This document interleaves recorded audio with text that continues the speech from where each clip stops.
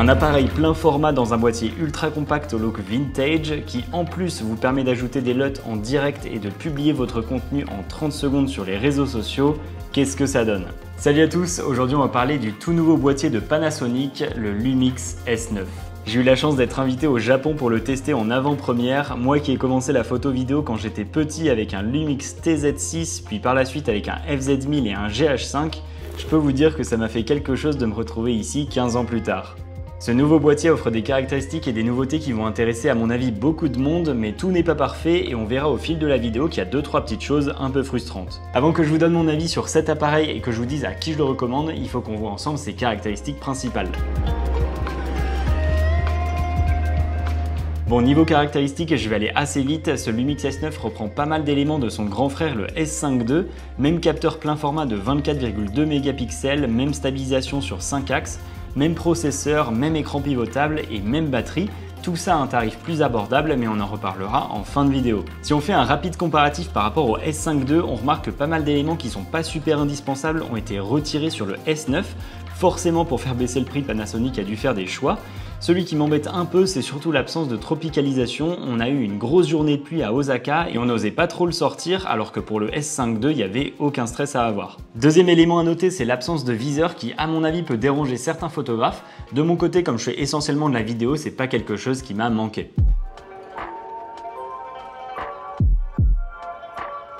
Bon, maintenant si on parle de design et d'ergonomie, il y a quelque chose à dire. Avec ce boîtier, Panasonic mise beaucoup sur l'esthétique, chose assez rare, il propose 4 coloris à la vente, Jet Black, Crimson Red, Dark Olive et Night Blue. On est beaucoup à avoir eu une grosse préférence pour le vert, mais pour avoir vu tous les boîtiers de près, je trouve que les 4 coloris sont plutôt bien réussis. Après, il y a juste un petit point d'attention à avoir sur la durabilité du revêtement, mais on n'a pas encore assez de recul pour savoir si sur le long terme ça se décollera pas ou si on verra pas apparaître des défauts. En tout cas, la finition est vraiment propre, je trouve le design assez cool, on dirait un peu un appareil vintage et esthétiquement avec une lanière, ça passe très bien. Comme vous pouvez le remarquer, l'appareil est assez petit et compact, il rentre facilement dans un sac ou même dans une poche quand il est associé à un objectif pancake. Le défaut, c'est que la prise en main est pas incroyable quand on tient l'appareil et qu'on n'est pas en train de l'utiliser. Vu qu'il n'y a pas de grip, on le tient comme on peut. Perso, je le tiens souvent à la base de l'objectif, mais de toute façon, si vous mettez une lanière, vous n'aurez pas ce problème. D'ailleurs, pour améliorer la prise en main, SmallRig propose déjà un genre de grip qui peut s'ajouter en étant vissé sur le dessous.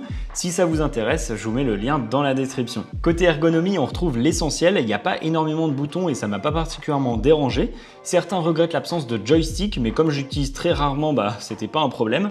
Pareil pour les ISO et la balance des blancs qui ont un bouton dédié sur le S5 II. Ici, tout est accessible en un clic depuis la molette sur le dos de l'appareil, donc ça change pas grand chose au final. D'ailleurs, un petit défaut que je trouve à cette molette, c'est sa sensibilité. Ça m'est arrivé plusieurs fois de changer des réglages sans m'en apercevoir à cause du frottement contre la main. Dernier point sur l'ergonomie du boîtier, et c'est sûrement l'un des plus mis en avant par Panasonic, c'est le bouton LUT qui, vous allez voir, est très intéressant.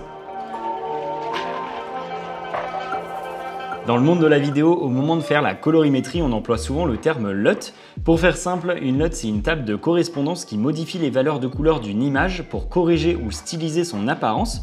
Pour appliquer rapidement un style à leurs vidéos, la plupart des vidéastes utilisent des LUT au moment du montage. Et ce qui est assez innovant, c'est que sur ce Lumix S9, Panasonic a décidé de créer un bouton dédié qui permet en 2 clics d'appliquer un style à ses vidéos, mais aussi à ses photos. On va pas se mentir, l'inspiration vient sûrement de l'énorme engouement qu'ont connu les Fujifilm X105 et X106 qui proposent des genres de filtres qui s'appliquent en photo et en vidéo. Je pense aussi que Panasonic a bien compris la demande du grand public qui veut de plus en plus retoucher ses photos et vidéos pour avoir un vrai style. Concrètement, vous pouvez importer dans le boîtier jusqu'à 39 LUT, soit via la carte SD, soit via leur nouvelle application qui s'appelle Lumix Lab.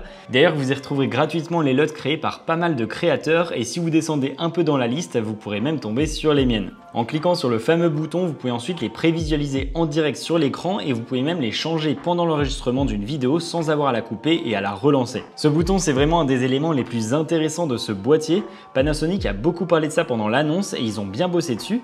On a la possibilité de changer certains réglages comme l'intensité de la LUT et pour les amoureux de l'argentique, on peut même ajouter du grain à son image. Point qui est quand même assez important à noter, c'est qu'on a 2 possibilités. Soit on applique vraiment la LUT à ses photos et vidéos, soit on s'en sert juste de prévisualisation et c'est uniquement sur l'écran qu'on verra la LUT. En gros, quand on récupère les rushs sur la carte SD, ils n'auront pas été impactés et on pourra appliquer n'importe quelle LUT sur son logiciel de montage ou de retouche. Bon, maintenant qu'on sait tout ça, il est temps de parler de ses performances en photo et en vidéo. Bon, comme j'ai pu vous le dire au début de la vidéo, le Lumix S9 c'est un peu un Lumix S5 II dans un boîtier plus compact, donc niveau performance, il n'y a rien qui change. Enfin presque. Côté photo, comme chez le S5 II, on obtient de bons résultats. Les photos sont détaillées, la montée en ISO est très bonne, même à ISO 25600, le bruit numérique est pas si gênant que ça, ce qui est un très bon point pour faire des photos en basse lumière. Si vous voulez photographier des actions rapides, vous serez pas déçu puisqu'il peut shooter des rafales à 30 images par seconde. Une des différences avec le S5 II, c'est que le S9 n'a pas d'obturateur mécanique. En gros, on n'a pas de volet qui vient se fermer quand on prend une photo. La conséquence, c'est qu'en théorie, on est censé avoir plus de rolling shutter, donc de déformation sur les sujets qui se déplacent à grande vitesse. En pratique, j'ai fait plusieurs tests et oui, sur ce S9, il y a beaucoup plus de rolling shutter que sur le S5 II, donc il sera clairement pas adapté pour de la photographie sportive, mais de toute façon, c'est pas du tout le but de ce boîtier. Maintenant, si on passe en vidéo, il est capable de filmer jusqu'en 4K 60 en 1080p 180 images par seconde pour faire de beaux ralentis qui restent très détaillés. Et le point hyper intéressant qui démarque Lumix de ses concurrents, c'est l'enregistrement en open gate en 6K 30 images par seconde. En gros, le boîtier enregistre sur l'entièreté du capteur, ça nous donne un format 3,5 qui est plus haut que le 16/9 et qui permet facilement au montage de cadrer en carré ou en vertical. Moi qui ai l'habitude de faire pas mal de vidéos en horizontal et en vertical, cette fonction est très utile, ça m'évite de devoir tourner deux fois la même scène. Je me mets en open gate et ensuite au montage, j'utilise le même rush en vertical et en horizontal. En photo comme en vidéo, l'autofocus est plutôt bon, il détecte bien les personnes et les yeux quand ils sont suffisamment proches du boîtier. Sur cet exemple, vous voyez que les personnes sont bien détectées. Si elles sont loin, le focus se fait sur le corps, puis au fur et à mesure qu'on s'approche, il se fait sur la tête, puis sur les yeux quand ils sont suffisamment proches. Pour finir sur la partie vidéo, je suis obligé de mentionner un point très frustrant de ce boîtier. Il peut enregistrer que 15 minutes consécutives en 4K et 20 minutes en Full HD. Apparemment, ce serait pour éviter la surchauffe puisque le boîtier est assez compact et contrairement au S5 II, il n'a pas de ventilation. Mais c'est quand même assez dur à comprendre puisqu'après avoir fait des tests en 4K 50, on s'aperçoit qu'on peut enregistrer largement plus que 1 heure si on relance l'enregistrement toutes les 15 minutes. Même si au final, peu de monde a besoin d'enregistrer des vidéos de plus de 15 minutes, on croise les doigts pour qu'une future mise à jour règle ce problème. Le Lumix S9, c'est un appareil hybride, donc pour pouvoir l'utiliser, il va falloir investir dans un ou plusieurs objectifs. Pendant la conférence, Panasonic a annoncé la sortie de deux nouveaux objectifs très compacts, un 18-40 mm f4.5 à 6.3 et un 26 mm f8. Oui, f8. En plus d'avoir une faible ouverture qui limite fortement les possibilités de shooter en basse lumière et d'avoir un flou d'arrière-plan, cet objectif n'a pas d'autofocus, donc il faut l'utiliser complètement en manuel. Pour moi, il sert pas à grand chose si ce n'est s'amuser à shooter en manuel et donner un look sympa au boîtier. Par contre, le 18-40 est pas trop mal, donc vous pouvez partir là-dessus, mais ce que je vous recommande vraiment si votre budget le permet, c'est de prendre en plus une ou deux optiques fixes de chez Lumix. Ils ont une gamme vraiment intéressante qui reste assez compacte et légère pour pas paraître trop imposante sur le S9. J'ai beaucoup utilisé le 18 et le 85 mm 1.8 pour faire à la fois des plans en ultra grand angle et des plans serrés, mais vous pouvez aussi partir sur un 35 ou un 50 mm suivant ce que vous comptez photographier et filmer. En tout cas, je vous déconseille les gros objectifs zoom comme le 24-70 ou le 70-200 parce qu'ils sont vraiment très lourds et on perd complètement l'esprit du petit setup léger et vintage du S9. Petite info au passage, jusqu'au 31 juillet 2024, il y a de grosses promotions sur les objectifs fixes de Lumix. Vous pouvez littéralement acheter 3 objectifs pour le prix d'un, donc ça vaut le coup. Je vous mets le lien en description.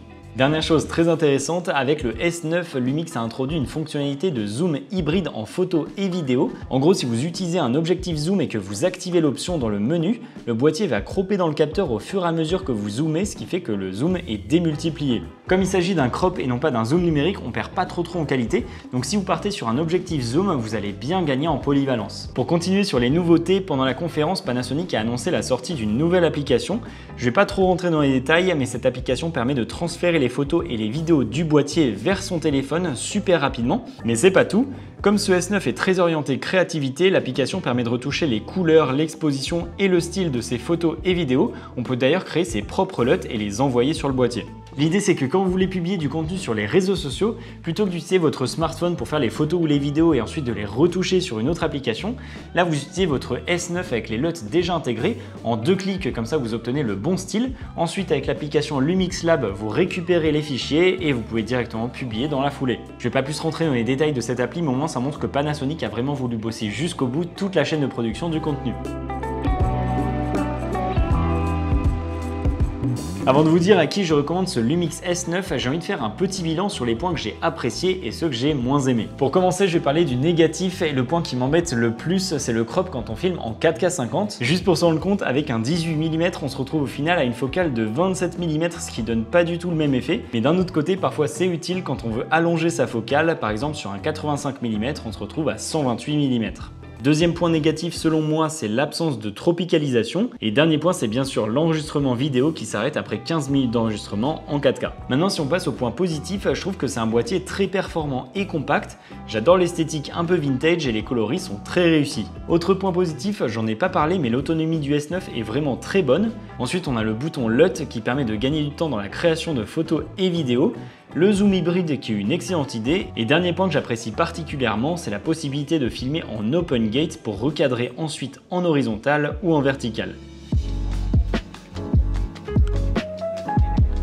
Maintenant qu'on a tout ça en tête, il faut qu'on parle de la cible de ce boîtier. Déjà, la première chose que j'ai envie de mentionner, c'est son excellent rapport performance-prix, puisque le Lumix S9 est lancé au prix de 1699 €.